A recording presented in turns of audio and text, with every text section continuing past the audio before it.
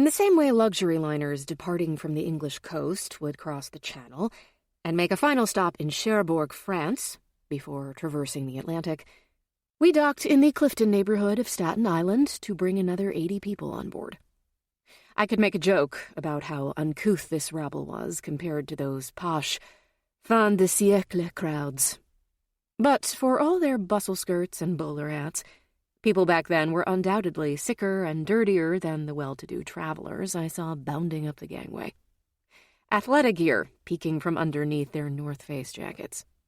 These Sybarites were propelled by an energy that requires heaps of leisure time and the disposable cash with which to enjoy it.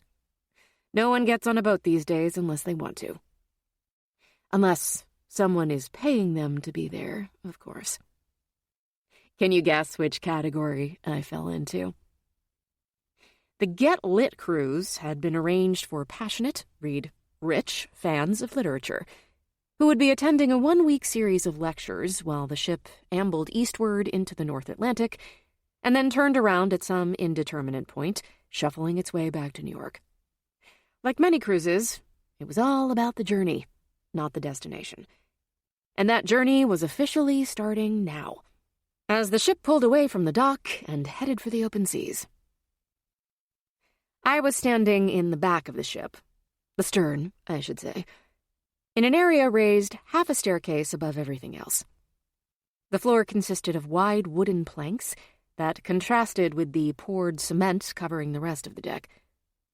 My guess was that in warmer weather, people sunbathed here. There would be no sunbathing today, or any of the 7 days allotted for our outing. No chance of the air temperature budging north of 40.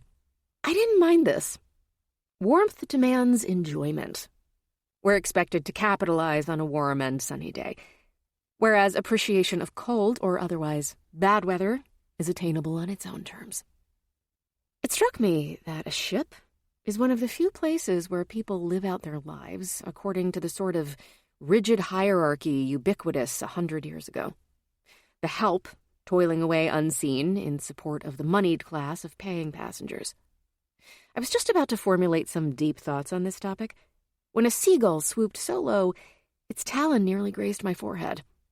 Seriously, this thing came so close, the force of its body whipping through the air blew actual wind onto my face,